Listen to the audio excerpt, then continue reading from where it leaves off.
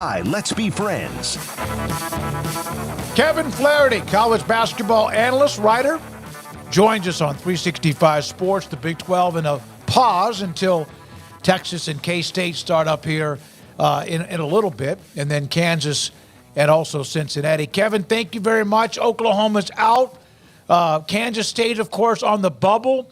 What are your thoughts about OU in the tournament? Are they in based on their quad ones? Are they, no matter what happened today, going to be okay?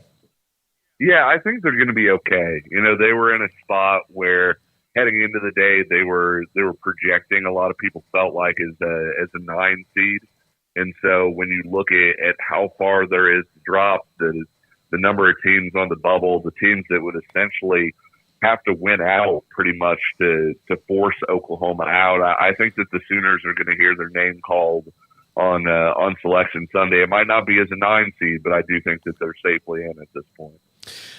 Have you seen anything movers and shakers wise nationwide that caught your eye? Perhaps Gonzaga and St. Mary's.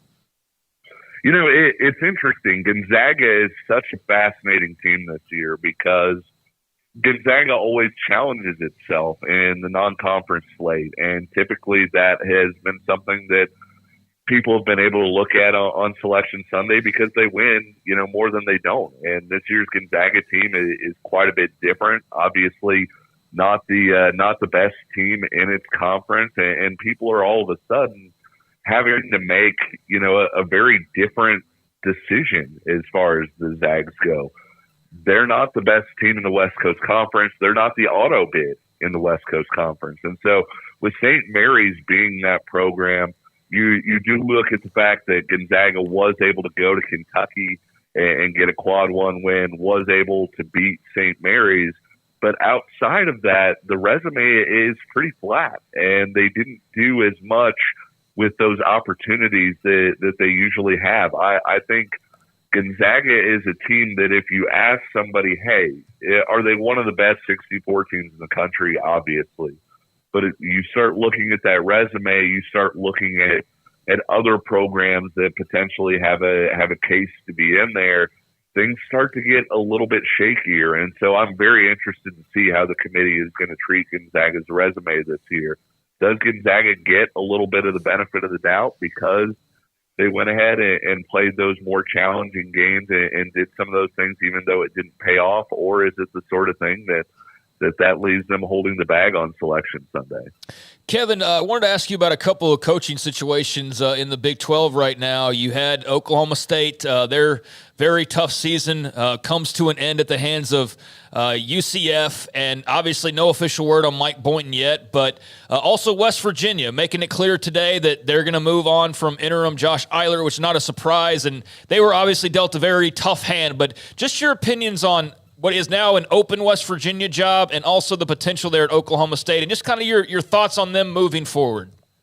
Yeah, I think that West Virginia job is a terrific one. Don't forget that before the suspension of Bob Huggins and eventual dismissal or resignment or however you want to put it, you know, this is a team that a lot of people thought was maybe, you know, number 3 or number 4 in the Big 12 based on that transfer class that they were able to land. And obviously some of those guys wound up leaving and scattering, but it's a program where you're going to have enough NIL money. And that's such, you know, that's such a dirty phrase to a lot of people, but it's the way that a lot of people look at coaching jobs. Am I going to have enough to be able to invest in getting a college basketball team? And a lot of people think that's, you have to go out and spend $2 million or whatever it costs to go get Hunter Dickinson.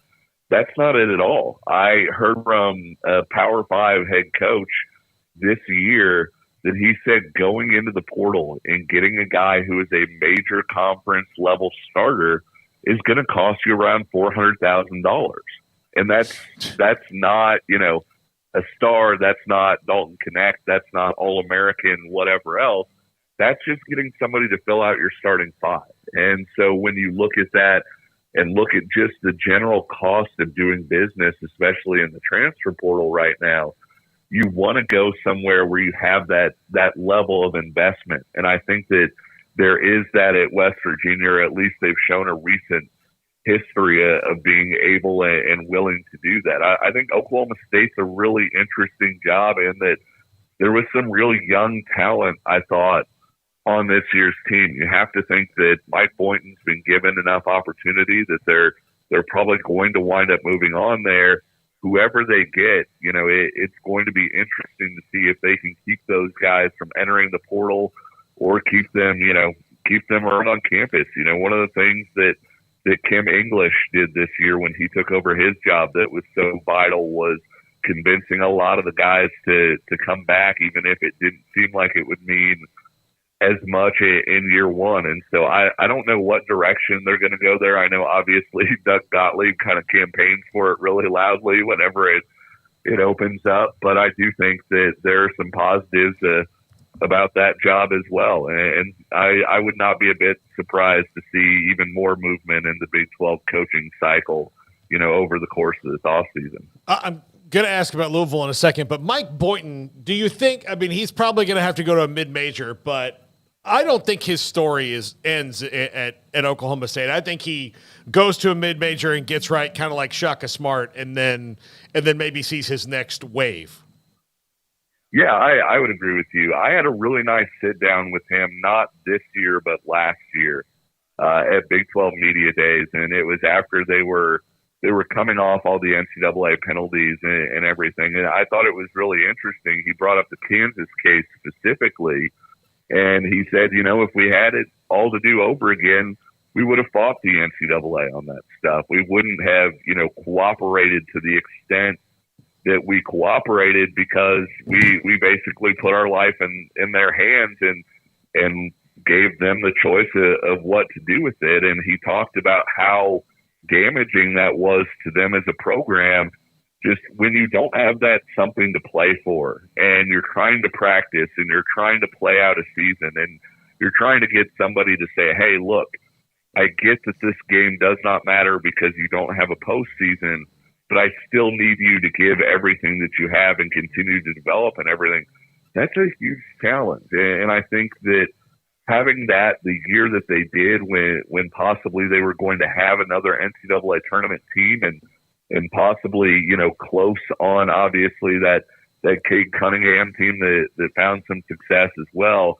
I think it was kind of a rough ending the way that all of that went. And I would not be a bit surprised to see him go down a level, but sort of find his footing. And it wouldn't surprise me to see him at a major conference level again, here in a few years. But I do think it's going to take another stop somewhere else to get there. We have discussed before. In fact, Scott was on our show yesterday. You have seen the smoke, the speculation, and even he's the number one target of Louisville, Scott Drew at Baylor. He made the comment that he hopes to be around at Baylor to win a bunch of national championships. He didn't divulge or say anything particularly about Louisville. We just don't see that. It doesn't mean we're blind but he just moved into something he's been wanting forever in the new Foster Pavilion, which has been spectacular. Can you see any reason he would go there that we don't?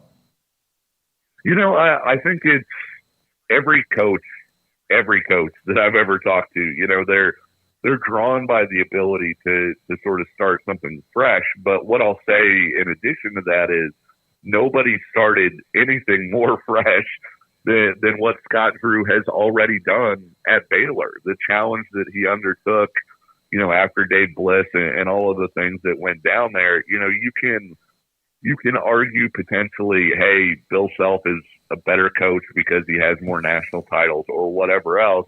I would argue that I don't know of any other coach who could have built Baylor into a national champion knowing what we knew and the shape that roster was in when he took it over and all the things that he had to do. And you look at his coaching tree and how much success that they've had, and that tells you the talent that he had for identifying people. And that's all a really long way to say that, I realize that Louisville is, when you look historically, they're kind of a borderline blue blood. They're not a blue blood, but they're in that, also included, discussion.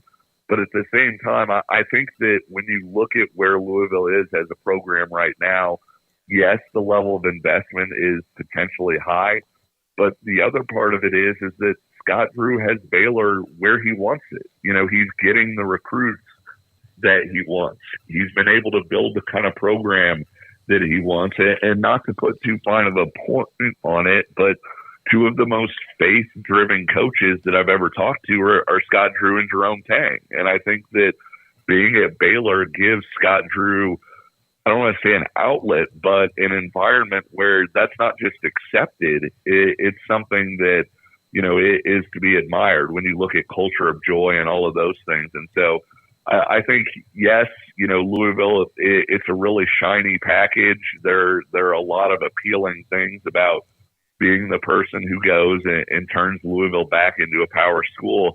I just wonder why Scott Drew would want to go do that when he already has the power school that he's at, that he's built, and quite frankly, that he's due for a spot, with a statue somewhere by the time he hangs them up. Kevin, thank you. Enjoy. Appreciate your time. Kevin Flaherty, college basketball writer, analyst, with us on 365 Sports as the Big 12 heads to the second session today up in Kansas City.